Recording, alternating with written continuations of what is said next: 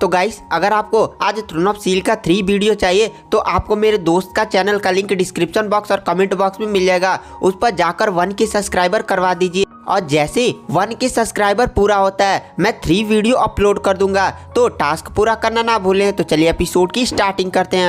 Episode की starting में जो स्लम्बरिंग कैलामिटी एलेक्स था उसने ग्लोरियस चर्च के ऑफर को मना कर दिया था। उसके बाद एलेक्स जो होता है वो साई एकेडमी में अपनी कल्टीवेशन की प्रैक्टिस करने लगता है, लेकिन अचानक से एलेक्स की बॉडी में कुछ हो जाता है जिसके कारण उसकी स्पिरिचुअल एनर्जी धीरे धीरे बढ़ने लगती है। पहले जितनी स्पीड नहीं थी। तो वह जाकर अपने टीचर से बात करता है। तो साई एकेडमी के टीचर्स उसे बताते हैं कि तुम जाओ बाहर की दुनिया घूमो, वहाँ के रीति रिवाज को समझो, मार्शल आर्ट को समझो, तब शायद तुम्हारी कल्टीवेशन बढ़ेगी। मैं उनकी बातों को मान जाता हूँ और मैं तीनों किंगडम्स को घूमने के लिए चला जाता हूँ। और मैंने फूलों से आखिरी बात विदाई ली थी। मैं काफ़ी ज़्यादा दुखी था, लेकिन मन में मेरे एक ही लक्ष्य था कि मैं लेवल 9 पर पहुँचूँ और फूलों से शादी करूँ। और मैंने 2 साल के अंदर मैं तीनों महान किंगडम के हर एक छोटे से छोटे गांव गया, उनके रीति रिवाज को समझा, उनके मार्शल आर्ट को समझा और मैं बहुत सारी टेक्निक्स भी लाया। और मैं 2 साल के अंदर फिर से साई एकेडमी वापस आया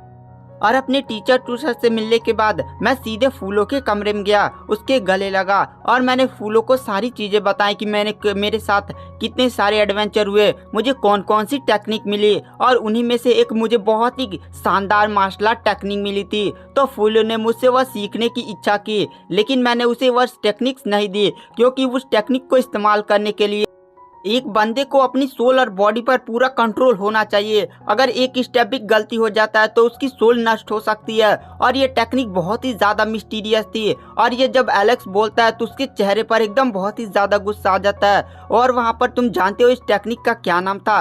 इस टेक्निक का नाम था कछुआ टेक्निक। और ये कोई मामूली टेक्निक नहीं, मैंने इस टेक्निक का केवल उपयोग अपनी आत्मरक्षा के लिए किया। और बाद में मुझे पता चला कि इस टेक्निक का एक और उपयोग है। इस टेक्निक के पास भविष्यवाणी करने की क्षमता थी। अगर कोई बंदा दूसरे बंदे से फाइट कर रहा है तो जिस बंदे ने इस टेक्निक को परफॉर्म किया था वह बंदा पहले से उसके सारे मूव्स को प्रेडिक्ट कर लेगा, यहाँ तक कि वह आगे क्या होने वाला है, अगर सेना कहाँ से आने वाली है, सारी चीज़ों को प्रेडिक्ट कर सकता था। और इस टेक्निक को इस्तेमाल करने के लिए एक बंदे की बॉडी और सोल के बीच में एकदम बढ़िया वाला कनेक्शन होना चाहिए। और मुझे ये टेक्निक बहुत ही ज़्यादा मिस्टीरियस लगती थी। कभी कभी मुझे लगता था कि यह इस दुनिया की टेक्निक ही नहीं। लॉन्ग हाउचेन भविष्यवाणी करने की क्षमता की टेक्निक सुनकर काफ़ी ज़्यादा शौक था, क्योंकि थर्ड डेमन गॉड के पास भी एकदम ऐसी ही टेक्निक थी। इसी टेक्निक की वजह से थर्ड डेमन गॉड एम्परर फैंगशू और सेकंड डेमन गॉड ने लॉन्ग हाउचेन को उस पगोड़ा में फंसाया था। लॉन्ग हाउचेन जानता था कि यह टेक्निक कितनी ज़्यादा भयानक थी। और यहाँ पर जो एलेक्स उस टेक्निक के बारे में बता रहा है वो तो और भी ज़्यादा भयानक है। मैंने वह टेक्निक फूलों को नहीं दी। तुम ही बताओ मैं अपनी प्रिय को एक ऐसी टेक्निक कैसे दे सकता हूँ जिसकी लर्न करने में एक भी प्रोसेस गलती हुई और उसकी सीधी सोल नष्ट और वह सीधी मारी जाएगी। मैं यही चीज़ चिंता करने के कारण मैंने फूलों को वह टेक्निक नहीं दी। तुम जानते हो मैंने खुद भी वह टेक्निक नहीं सीखी। मैंने उस टेक्निक का उपयोग केवल अपने सेल्फ डिफेंस के लिए किया, लेकिन फूलों के मन में यह धारणा बन गई कि शायद मैं उससे जलता हूँ और मैं उसे टेक्निक नहीं देना चाहता, क्योंकि अगर वह इस टेक्निक को सीख लेगी तो वह उससे ज़्यादा टैलेंटेड कहने लगेगी। और फूलों मुझसे वहाँ से नाराज होकर चली गई। उसी समय ग्लोरियस चर्च के पोप का बेटा फेलो इस एकेडमी में एडमिशन लेता है। मुझे कुछ भी पता नहीं था कि आखिर फेलो यहाँ पर क्यों एडमिशन ले रहा है, क्योंकि ग्लोरियस चर्च के पास इस साई एकेडमी से ज़्यादा रिसोर्सेज थे और उनके पास मार्शल आर्ट की भी काफ़ी ज़्यादा ज्ञान था। तो आखिर इतना बड़ा ग्लोरियस चर्च का राजकुमार यहाँ पर क्यों आएगा, मुझे कुछ समझ में नहीं आ रहा। मैंने इस बात पर सोचना छोड़ दिया क्योंकि मेरा एक ही लक्ष्य था कि लेवल 9 पर पहुंचकर फूलों से शादी करना और फूलों को मनाना। और मैं जब उस 2 साल की अवधि से अपनी साई एकेडमी आया था तो पहले से लेवल 8 के एडवांस स्टेज पर पहुंच चुका था। मतलब मैं लेवल 9 की कड़ी पर था। थोड़ी देर की कल्टीवेशन के बाद मैं लेवल 8 को ब्रेक करके लेवल 9 पर पहुंच जाऊंगा। मैं बहुत ही ज़्यादा खुश था और मैं डेली बाय डेली फूलों को मनाने जाता था। और एक दिन फूलों मेरे पास आई और उस दिन वह काफ़ी ज़्यादा खुश लग रही थी। उसने मुझसे इस किंगडम से दूर घूमने के लिए कहा। मैं फूलों के पर्पल थंडर ड्रैगन पर बैठकर आगे जाने लगा। और मैं जब किंगडम से बाहर गया तो एक जंगल रास्ते हम लोग घूमते हुए जा रहे थे, तभी अचानक से बहुत सारे काले कपड़े पहने हुए बंदों ने हमें घेर लिया उनकी संख्या लगभग एक आर्मी की बराबर थी। मैं कुछ भी समझ में नहीं पाया। उनमें से हर एक बंदा लेवल 7 के कल्टीवेशन रखा था और मेरे को कुछ समझ में नहीं आ रहा था कि आखिर इतने सारे काले कपड़े हुए बंदे आखिर पोम्बो किंगडम में क्यों आ रहे हैं। लगता है पोम्बो किंगडम पर अटैक तो नहीं हो गया। अब मैं और राजकुमारी फूलो उन काले कपड़े पहने हुए बंदों से घिर चुके थे। मैं उनका सामना करने लगा, लेकिन फूलो बहुत ही अचानक से अजीब सी खड़ी थी। मुझे लगा कि शायद फूलो डर चुकी है और थोड़ी देर के अंदर मैंने लगभग 500 से भी ज्यादा काले कपड़े हुए सोल्जर्स को मार दिया। और मैंने फूलो की तरफ चिल्लाते हुए, क्या फूलो, क्या तुम डर चुकी हो? जल्दी से अपनी समनिंग स्टार्ट करो। फूलो भी तुरंत होश में आती है और तुरंत अपनी समनिंग स्टार्ट कर वहां पर पर्पल ड्रैगन थंडर को समन कर लेती है। मैं और फूलो उस पर चढ़कर उड़ते हुए जाने लगते हैं। मैं उस पर्पल थंडर ड्रैगन के आगे बैठा हुआ था, लेकिन अचानक से मुझे अपने बाएं सीने में ठंडक महसूस होती है। मैं उधर देखता हूँ, वहाँ पर एक खंजर मेरे सीने में घोंपा गया था। मैं पीछे मुड़कर देखता हूँ, ये फूलो थी और मैं फूलो से कहता, फूलो तुमने ये क्यों किया? और तभी वहाँ पर अचानक से एक काले कपड़ा पहना हुआ आकृति प्रकट होती है और वह कहता है, फूलो इसे मार डालो।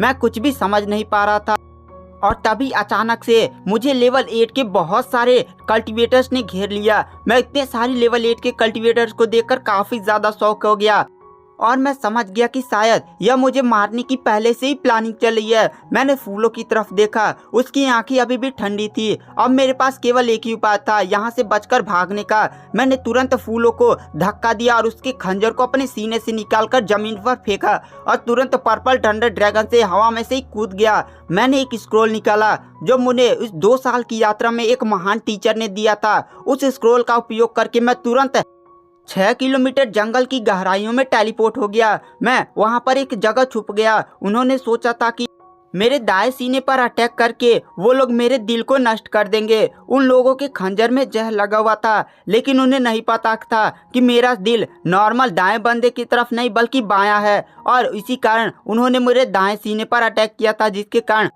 वहाँ पर मेरी जान बाल बाल बच गई। मेरे पास बहुत सारी औषधियाँ थी, बहुत सारी टेक्निक्स थी, जिसका उपयोग करके मैंने इस जहर को अपनी बॉडी से निकाल दिया और मैं उस जंगल में ही छुपा रहा। बहुत सारे कल्टीवेटर मुझे खोजते रहे, एक आर्मी भर भर कर जंगल में आते रहे, लेकिन मुझे समझ में नहीं आ रहा था कि आखिर इतने सारे कल्टीवेटर मुझे आखिर ढूंढ क्यों रहे हैं। मैं जंगलों में कई दिनों तक छुपा रहा, जब तक मैं पूरी तरह से ठीक नहीं हो गया। हाउचन और कायर एलेक्स की कहानी में एकदम डूब चुके थे। तभी एलेक्स बोलता है, क्या तुम्हें सच में लगता है कि फूलों के बस विश्वासघात के ही कारण मैं इतना ज्यादा क्रूर बन गया और मैंने नेक्रोमेंसी सीखी? तुम गलत हो। बस यही मेरे साथ नहीं हुआ, मेरे साथ और भी बहुत कुछ हुआ। तो चलो आते हैं कहानी पर। मुझे अभी भी इस बात पर विश्वास नहीं हो रहा था कि फूलों ने मुझे मारने की कोशिश की, लेकिन मैंने वहां पर एक काले आदमी को देखा था, तो मुझे ऐसा लगा कि शायद उस काले बंदे ने फूलों को फोर्स किया होगा ताकि वह मुझे मार सके। लेकिन मुझे एक बात नहीं समझ में आ रही थी कि फूलो पोम्बो किंगडम की राजकुमारी है, आखिर उसे कैसे कोई फोर्स कर सकता है मुझे मारने के लिए। लेकिन मैं अभी भी फूलों पर विश्वास करता था और मैं 2 महीनों तक उसी जंगलों में छुपा रहा। जब मेरा पूरा घाव ठीक हो गया तो मैं साम्राज्य वापस लौटा और मैं गेट पर देखकर काफी ज्यादा शॉक हो गया। गेट पर एक नोटिस लगी हुई थी और उस नोटिस में मुझे राष्ट्रद्रोही घोषित कर दिया गया था और उसमें लिखा गया था कि राजकुमारी फूलों से मैंने एक बहुत ही कीमती मार्शल आर्ट टेक्निक छीनकर और चुरा कर उसे कहीं भाग गया हूँ। मुझ पर और भी बहुत सारे संगीन आरोप लगाए गए थे और उसमें लिखा गया था कि जो भी मुझे और मेरे बारे में कोई खबर देगा उसे 1 लाख सोने के सिक्के दिए जाएंगे। और उसमें मेरे पूरे परिवार को राष्ट्रद्रोही घोषित कर दिया गया था और उन्हें जेल में डाल दिया गया था। मुझे अभी भी उस नोटिस पर विश्वास नहीं हो रहा था। और गाइस, आज की वीडियो की एक्सप्लेनेशन को यहीं पर एंड कर देते हैं। Thank you, bye bye.